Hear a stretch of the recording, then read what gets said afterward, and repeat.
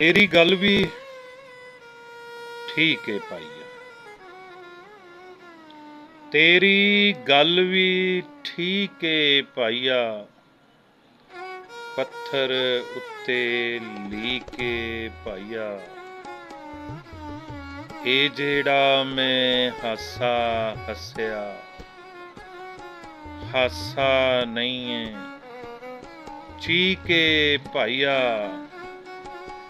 ਔਰ ਢਿੱਡ ਵਿੱਚ ਗੱਲ ਨੂੰ ਰੱਖਣ ਵਾਲਾ ਤੇਰਾ ਪਾਸਾ ਵੀ ਕੇ ਭਾਈਆ। ਅੱਜ ਫਿਰ ਉਹਦੀ ਫੁੱਫੀ ਮਰ ਗਈ, ਪਰਸੋਂ ਫੇਰ ਤਰੀਕੇ ਭਾਈਆ।